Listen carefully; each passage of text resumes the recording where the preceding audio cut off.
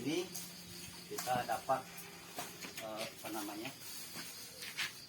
palem, pohon palem ya, ditebang dikasih Pak Yanto.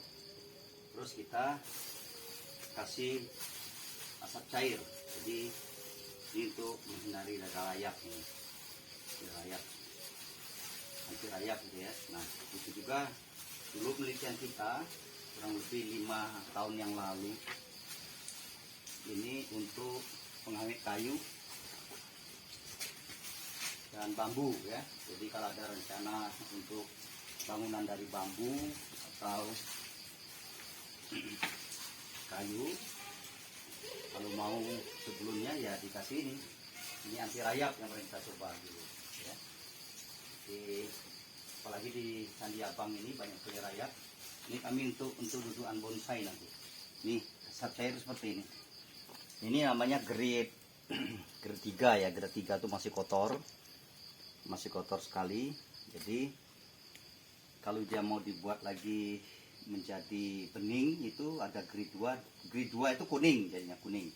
Grade 1-nya putih. Nah putih itu bisa pengganti untuk pengawet seperti borak yang kimia ya. Jadi untuk pengawet mie, ikan asap, semua dari ini. Nah ini kita ngambil dari penelitian kita dahulu. Apa namanya, dari bambu ada, dari sampah ada, dari kelapa muda ada. Jadi ada buktinya, ada bukti penelitian kita dan uji labnya pun ada. Termasuk batok kelapa. Kalau batok kelapa kan masih masih tinggi harganya ya. Jadi kalau limbah-limbah yang lain, ranting-ranting ya, daripada kita bakar-bakar hutan, kita bersihkan di bawahnya, kita bakar ranting-ranting yang daun-daunnya terpakai, bermanfaat. Jadi lingkungan kita itu menjadi lebih asri dan juga bermanfaat. Jadi jangan pohonnya yang ditebang. Nah kalau pohon ditebang itu harus ada penggantinya. Jadi diselingi dulu ya. Jadi kalau pohonnya besar itu kira-kira diameter 1 meter atau setengah meter, itu paling tidak sudah ada minimal tuh sebesar ini pohon penggantinya. Jadi hutan itu jadi gak gundul. Terus kalau ada curah hujan itu bisa ditampung oleh pohon-pohon itu sebelum masuk ke tanah, dan juga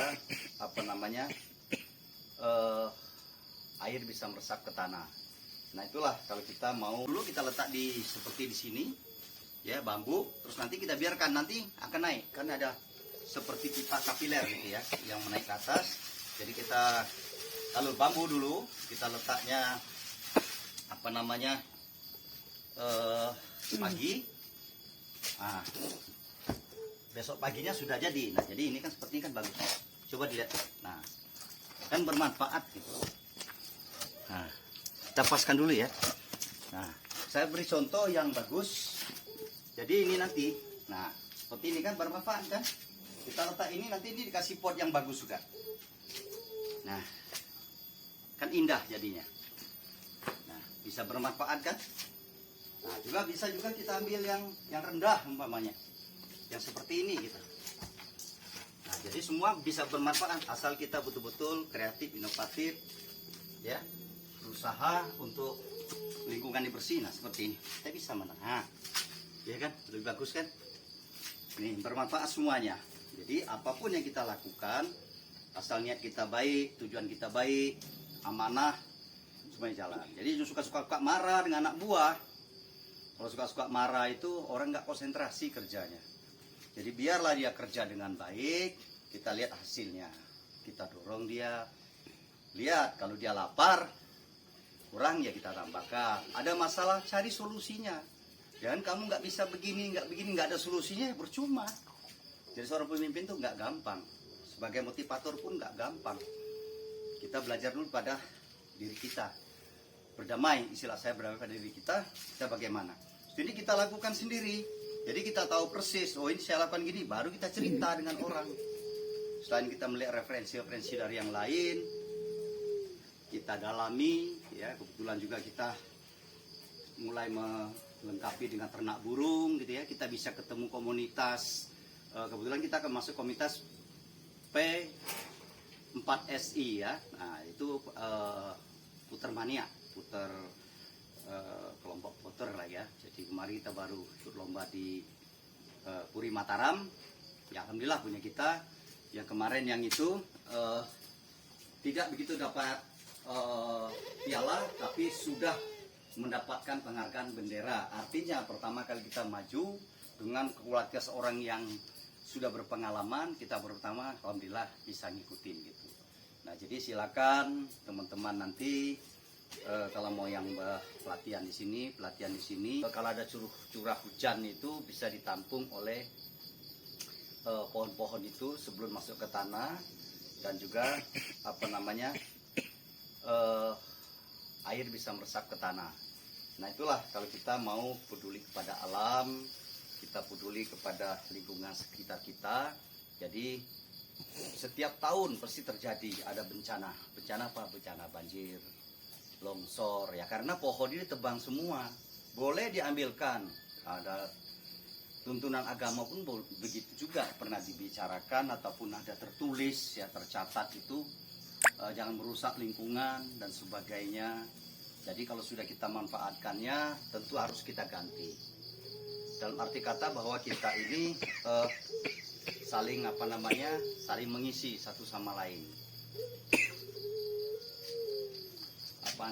Satu sama lain. Jadi apapun bentuknya terjadi sesuatu itu karena ulah manusia. Tapi kalau kita menyadari budaya, seni budaya kita, dan juga yang pernah kita lakukan masa kecil kita ya, waktu kita masih kecil dulu semuanya indah gitu ya. Jadi pohon-pohon masih rindang, terus air-air masih mengalir dengan jernihnya, tidak ada tercemar limbah. Karena apa? Karena ulah manusia itu sendiri. Nah itulah pemerintah kan sudah punya aturan, ikutinlah aturan pemerintah. Nah tentu kita sebagai generasi seterusnya, yang saat ini kita ada termasuk generasi yang sudah di atas 50-an, ya kita memberikan contoh seperti ini. Ini hasilnya dari pembakaran. Kalaupun kita bakar sampah ataupun kalau bisa kita buatkan alatnya. Kita buatkan alatnya untuk mendapatkan asap cair. Nah, paling tidak ini untuk pengawet, terus juga menghilangkan bau. Nah, kami di sini coba juga seperti ini. Nah, ini kan nanti sebelum itu kita siram dulu ya. Kita siram dengan ini, nanti kita bersihkan. Nah, nanti itu kita jadi pupuk. Ini pun bisa untuk bahan pupuk ya. Nah, seperti ini, kan bau ini. Nah, kotoran burung. Nah, kita siram. Seperti ini. Nanti kan kering kita sapu atau kita ambil, terus nanti kita fermentasikan dan jadi pupuk. Jadi ini untuk pupuk juga bisa. Nah seperti di sini, ini udah kena nih. Kita coba contoh lihat di sini ke sini. Ini baru kita penelitian aja nih coba. Nah ini seperti ini kan, ini bau nih sebenarnya. Kita kasih aja gini. Nah, ya. Tapi nanti ada bisa berapa persen asap cairnya, berapa persen airnya. Jadi kita gunakan di sini di rumah wisata edukasi ini, apapun kita teliti, tentu kita punya acuan, referensi. Seperti ini kan, ini bau nih sebenarnya. Kita kasih aja gini. Nah, ya. Tapi nanti ada bisa berapa persen asap cairnya, berapa persen airnya. Jadi kita gunakan di sini di rumah wisata edukasi ini, apapun kita teliti, tentu kita punya acuan, referensi dari yang pernah peneliti pertama. Tapi dengan cara kita seperti limbah kelapa muda gitu ya, itu kan banyak dibuang di mana-mana, itu tidak dimanfaatkan. Kami sudah manfaatkan penelitian 5 tahun yang lalu, itu mendapatkan hasil kurang lebih seperti ini. Memang ada perbedaan kadarnya dengan batok kelapa ya, karena batok kelapa cukup tinggi untuk asap cairnya, itu zat-zat yang ada di sana. Tetapi kan bisa kita manfaatkan, lingkungan bisa bersih. Nah inilah kalau memang ada sponsor ataupun pengusaha, ya kita bisa bantu karena kita sudah menelitinya. Bisa membersihkan lingkungan. Contoh sekarang dibuang ke tempat sampah, itu kan lama busuknya. Tapi kalau kita buat alatnya, buat guna, kita bakar, terus asapnya kita ambil, kita proses, ya sederhana saja. Kalau tempat guna nggak usah yang canggih-canggih. Karena masyarakat sekarang di pedesaan itu, yang penting apa yang dihadapi dia bisa kerjakan dan menghasilkan. Ya, dia ingin inovatif, dia ingin kreatif, dia ingin produktif, tapi harus ada nilai tambahnya. Yang namanya kita berikan bantuan alat sudah itu selesai, tapi ada pembinaan, pembimbingan selangkah selanjutnya gitu ya. Nah, kebetulan kita juga ini kan salah satu motivator dan juga konsultan teknik tepat guna dan juga dosen di Universitas Widya Mataram Jakarta, prodi Teknik Industri. Ya, secara tidak langsung saya di rumah ini ya, kerjaan saya di Rumah Wisata Edukasi Candi Abang ini selalu saya beraktivitas apa yang saya bisa lakukan. Kalau dulu kita masih bertatap muka dengan mahasiswa ya di kelas karena ada pandemi, kita harus online. Nah, penyampaian itu kalau bagi saya kurang begitu maksimal, akhirnya sudah kita buatkanlah seperti ini, kita ulangi lagi, kita buatkan video. Juga ada yang ngomong, Pak, Mbok coba gitu ya, coba tentang arang atau arang aktif, ya bisa saja sudah ini, karena penelitian kita dulu sudah semua, tinggal kita mengulanginya aja lagi. Nah, hal seperti inilah yang kita harus manfaatkan. Jadi contoh seperti ini kita kembali lagi, ini kita untuk mengawetkan. Jadi baru pertama kali ini juga kita coba yang apa namanya, kayu palem nih ya, palem. Yang kemarin yang itu tidak begitu dapat piala, tapi sudah mendapatkan penghargaan bendera. Artinya pertama kali kita maju dengan kualitas orang yang sudah berpengalaman, kita pertama alhamdulillah bisa ngikutin gitu. Nah, jadi silakan teman-teman nanti kalau mau yang pelatihan di sini, yang apa yang kami bisa lakukan, kami berikan. Nah, kalau nggak tuh lihatlah di channel YouTube Dhani Ramli. Jadi macam-macam apa yang saya punya, saya keluarkan ilmu yang ada, yang pernah saya dapat, dan kemampuan saya berikan. Kenapa? Agak susah sekarang orang untuk memberikan sesuatu tanpa ada penjelasan yang pasti. Kalau kami apa adanya seperti ini, contoh aja, ini sudah mau dibuang kemarin ini. Nah, pas mau tebang, saya bilang, mau diapain Pak? Gitu. Oh, ini mau tebang Pak. Mau kemana? Oh, paling ke jembatan. Boleh nggak saya minta buat tantu bonsai? Nah, artinya ini udah punya nilai tambah. Coba nanti dilihat, ya. Jadi pajang di dalam suatu ruangan, ini dibersihkan lagi, ya. Ini sudah nggak kena rayap. Potnya pun mungkin kita kasih yang lebih bagus gitu ya, seperti stainless steel ataupun dengan keramik gitu ya. Nah, itu lebih bagus. Gitu. Ya, inilah yang bisa kami sampaikan.